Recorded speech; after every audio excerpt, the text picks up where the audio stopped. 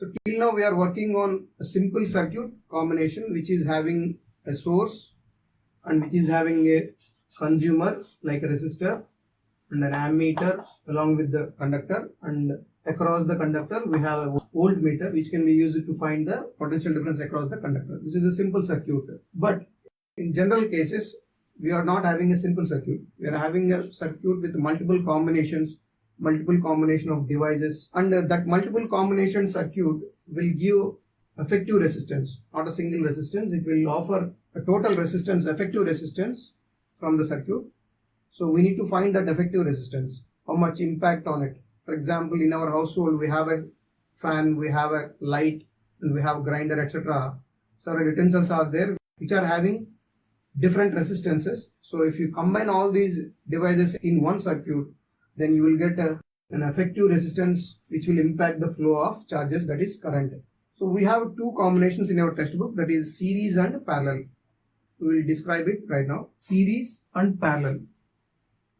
So I have three resistors like this.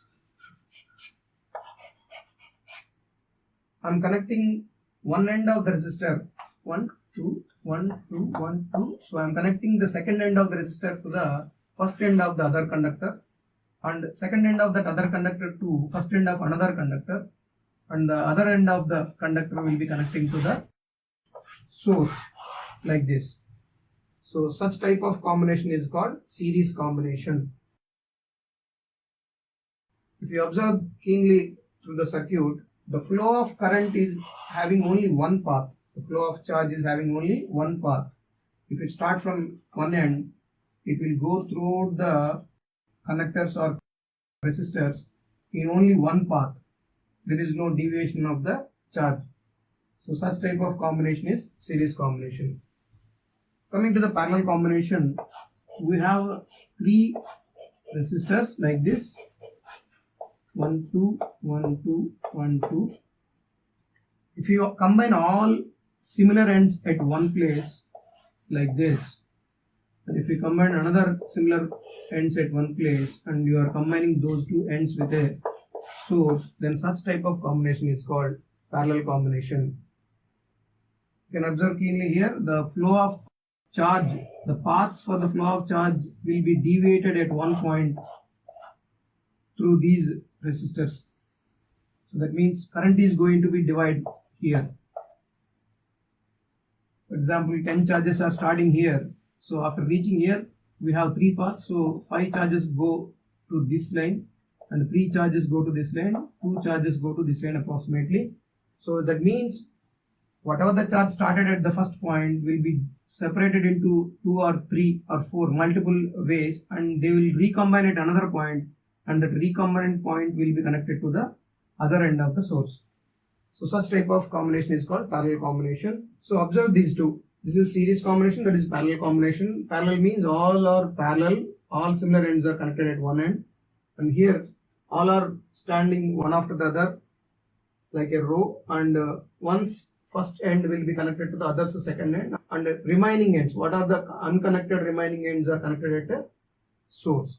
So such type of combination is series, and this type of combination is parallel. So we need to find out the effective resistance of these circuits. So this one offering some resistance R1, this one offering resistance R2, this one offering resistance R3. So after combining all these things, the whole circuit will give some resistance, that is effective resistance or effective. We need to find out that. So for that, we need some formulation here.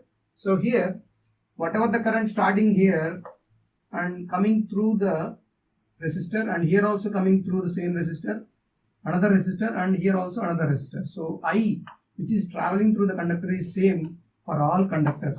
So if I write Ohm's law here for this section, Ohm's law V, we are writing for the resistor 1. So V1 is equal to IR1. Like that, V2 is equal to IR2, V3 is equal to IR3.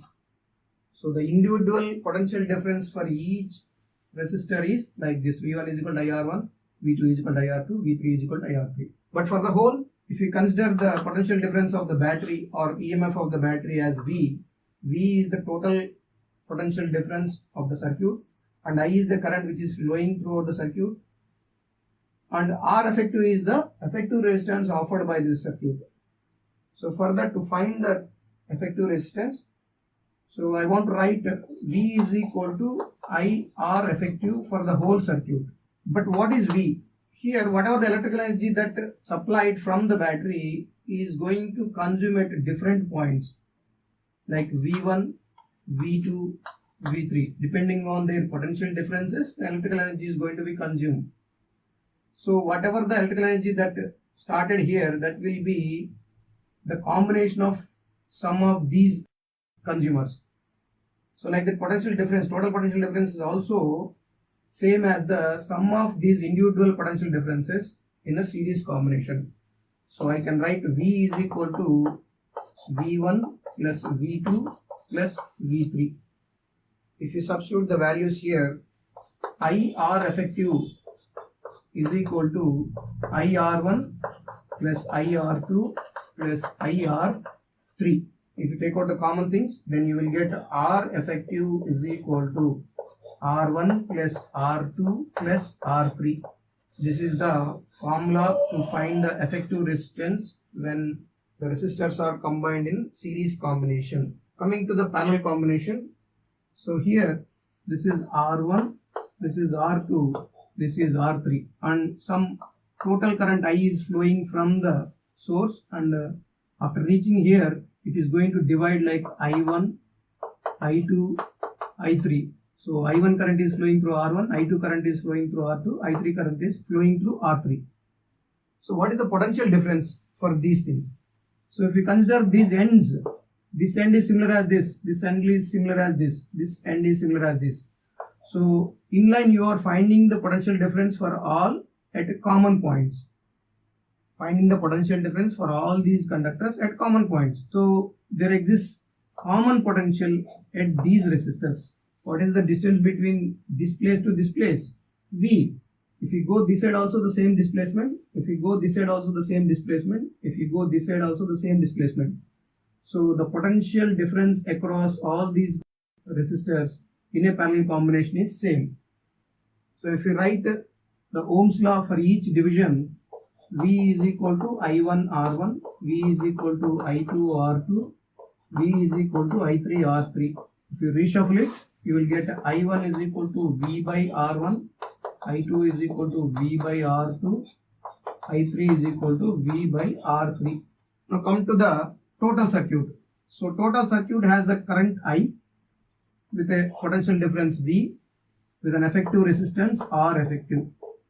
So if you write Ohm's law here for the whole circuit, you will get V is equal to IR effective. Now see here, whatever the current which is beginning at the source is going to divide in three ways, and at last those three are going to combine and they are going to come into the negative end. So here I can write I is equal to I1 plus I2 plus I3. 10 charges are starting here and 5 that side, 3 this side and 2 this side. So on a whole, at last you are getting 10 charges only. So the whole current which is starting is going to divide in three ways, and at last you are going to combine that one. So I can write I is equal to I1 plus I2 plus I3. If we substitute the relevant formulation here, for the sake of I, you will get V by R effective, which is equal to V by R1 plus V by R2 plus V by R3. If you take out the common things, you will get 1 by R effective is equal to 1 by R1 plus 1 by R2 plus 1 by R3. This is the effective resistance formula for the combination parallel. If you observe keenly, you will get effective resistance. So here the effective resistance is the sum of individual resistances. There it is the reciprocal of effective resistance is equal to sum of reciprocals of individual resistances. So mathematically, the value of R effective is more here and less here. That means in series combination for the same resistors, if you connect in series, you will get more resistance. If you connect in parallel, you will get less effective resistance. So if you discuss conceptually also, that is right. Look at this figure. You are increasing the length of the resistance, length of the path for the flow of charge. You are increasing the length of the path for the flow of charges. So that means R is proportional to L. So if you increase the length, your resistance will increase so that you got more value. Here you are increasing the area of cross section.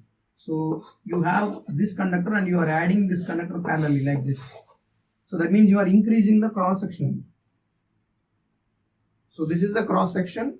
So if you attach another one here and if you attach another one here, so you are increasing the cross sectional area.